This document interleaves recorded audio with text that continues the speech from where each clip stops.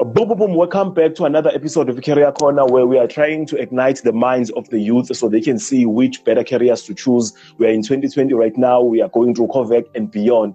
The gentleman we have right now, Undumi, so he works for Arts and Culture. He's going to tell us a few things that go on behind the scenes in arts and culture, jobs that are available for people who want to work in the arts and culture field, just besides being a DJ or a person who sings on stage. My main man, just let you introduce yourself and tell our people who are watching what is it that you do exactly. My name is Dumiso Dlovu. So I work for Arts and Culture based in Pietermaritzburg. So what we do, we just do arts and culture related projects for the community. Yeah. Okay, cool. When you say arts and culture related project, like what? Like when you're planning a street bash and then we see a New Year's Eve, it says arts and culture, just because most people just know arts and culture badge, they think they see it during that time. But in terms of what goes on during the course of the year, I know there's a lot of things that go on behind the scenes. If you could just like elaborate on that. Yeah, there are a lot of things. The arts obviously will be one of them. The events, as you say, street bash, different genres within the arts, trainings within the arts. There is also the section that deals with the culture. By now, it's September, you know, there will be dance that talks to immoral regeneration for young girls, sustaining themselves. And then there is also language services that speaks to us as South Africans. We have different languages. How do we go about uniting, like learning new languages? There are libraries, there are museums, there are archives. So it's arts and culture related projects in that sense, because it depending on the community and the needs. We better for that, yeah.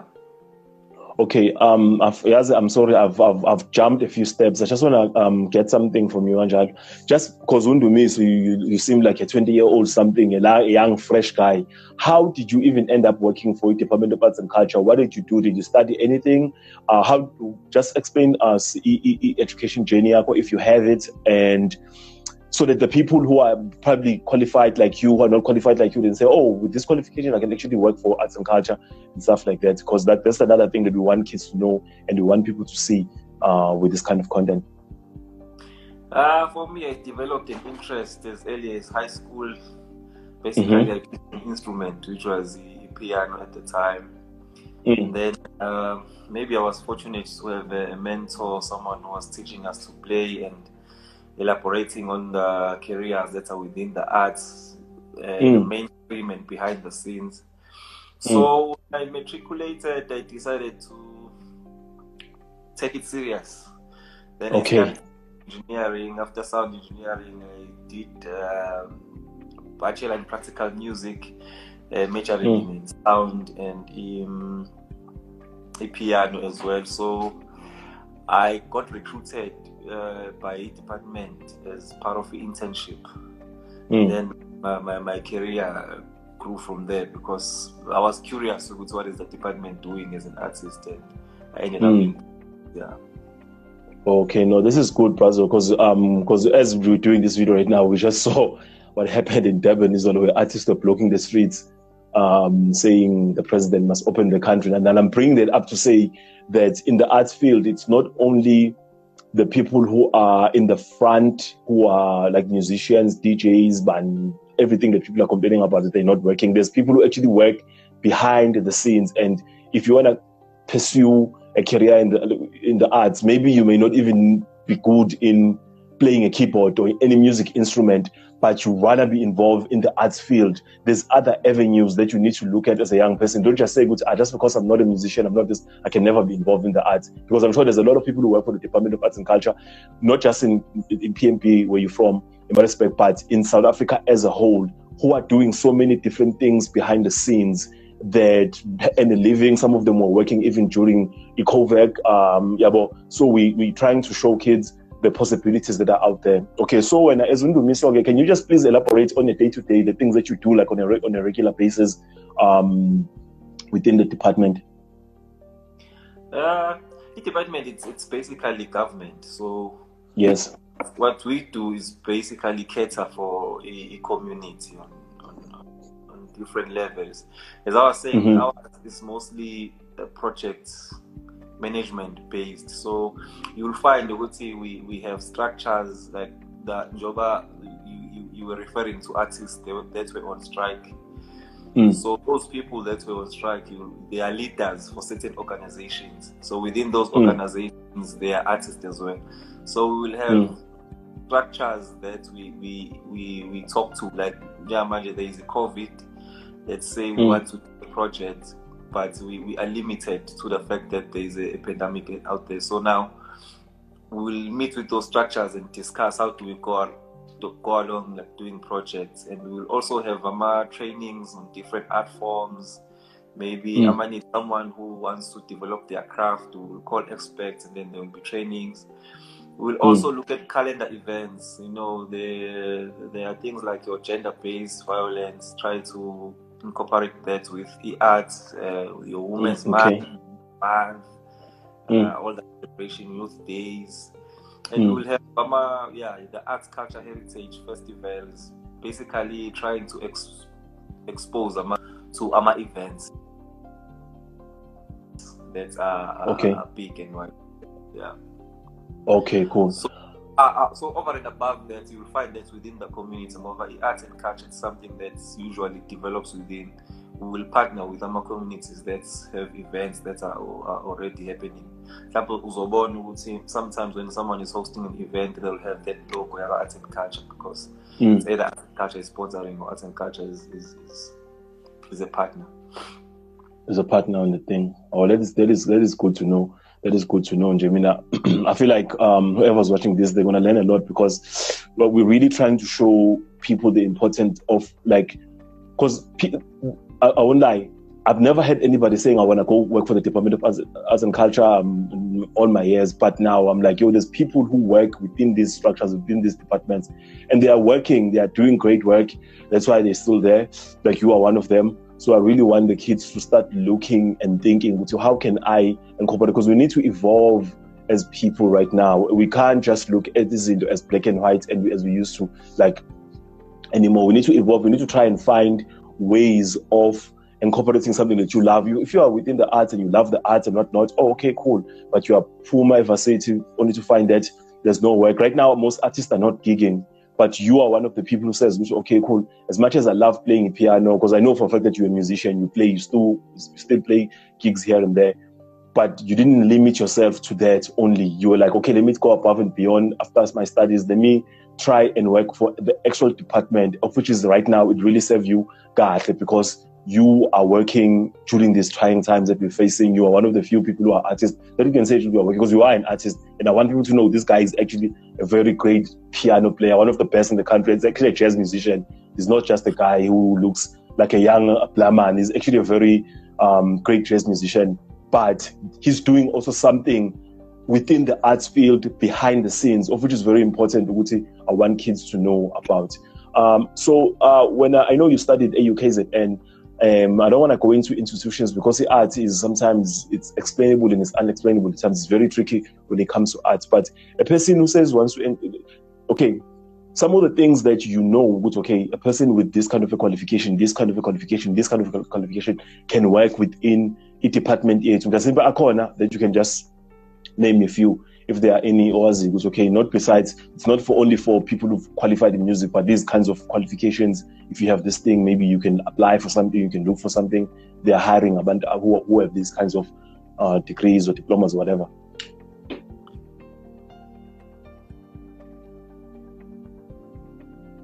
Okay, let's wait. Okay, go. As most departments, you'll find that there is a core. The core for arts, it's the arts and culture. The things that I mentioned earlier, your arts, your culture, your language, your archives, your libraries, your museums. But now we have a support system.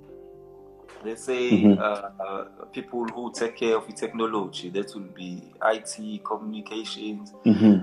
Sometimes if we want to do projects, we will need procurement of certain things. So you'll have your supply chain management, people who studied finance.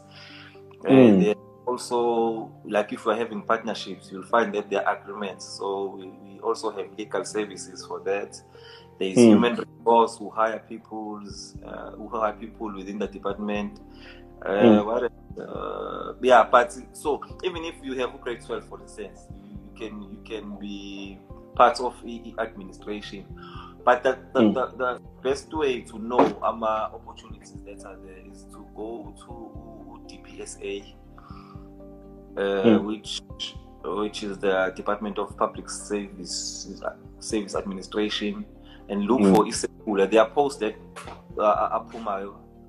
every now and then they will have requirements within those posts. For this job, these are the requirements, and these are the duties that you will be performing. Wow. Okay. Well, you just drop how much jewels. Now, Nami, I'm gonna go and see what can I do there to present and try and see something for myself. Thank you very much for that, my brother. No, because we really want to show people who see there is hope out there. The jobs are available. It's just that sometimes going about looking for a specific job, for instance, a person who studied finance, you'll find that they've always dreamed of working, say, in a bank or for instance, an insurance company or whoever. But to find how I can actually use my finance degree to actually work for arts and culture, that's very, very good, Yanjan. So I just want people to know the options that are available, like today, moving forward, they've always been available, and how to look at their qualifications on how they can work in the times that we're living in, so that they will not sit at home and say, I don't work, I've studied finance, I've studied this thing, I've studied that, but I'm sitting at home. Just try and broaden your horizons and the way that you think when it comes to looking for a career, 2020 and beyond, because we're in 2020 now. There's no use crying up in the past. Before we wrap our interview, Brother Ndumiso, I wanted to ask if there's a piece of advice you can give to a kid who's watching this video right now, who's like, I want to work in the arts and culture field, or any field for that matter. Let's not limit it, because government is so broad. You guys are part of government. Any field for that matter. Just something you can advise them on in looking into careers. And because I'm saying this because, once again, you went into something that you loved. You love the arts. You were one of the best piano players that we have in the country in jazz, Nohal. So you went and did something that coincided with something that you were passionate about, right? Maybe like advisory dropper just for kids who are watching this thing, who also want to do things that follow their passions, but now in terms of making those things a career that is going to be sustainable for years and years to come, so they can provide for them and their loved ones. Yeah, man, I think for me, when we are studying, as early as we are kids, you get people asking you, what do you want to do when you grow up? Yeah. They all sort of crazy things, But then when you are at high school, you are closer to reality. That is where you start choosing subjects.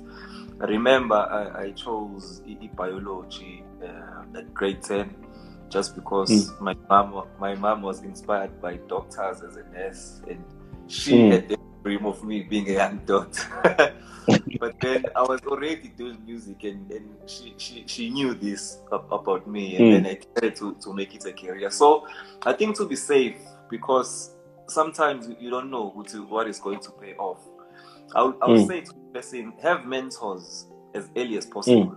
The moment you realize that you have something, have people that are already there that will guide you. It's okay, if you want to do this, you must do 1, 2, 3. So have those mentors and invest in your talents. The things that come naturally to you. For instance, the guy I'm talking to, you are good at talking. So it may not be presentation, but give me a platform to talk, I'll do it for you. So identify those things, and then try to nurture whatsoever that you have. Develop it as much as possible. If it means going to school, go to school and study it. If it means hanging around with people that are better than you, develop whatsoever that you have, and look for organizations that are looking for your skill as early as possible. You don't have to finish your degree before you start looking, because you're training yourself. From first year at university, it means you've made a choice. This is who I want to be. So start looking for organizations that are looking to recruit for your type of skills. And lastly, don't give up on studying. Study as much as possible without really being that person who's who's addictive to the theory of studying now. Study something that will develop, that will act in your skills.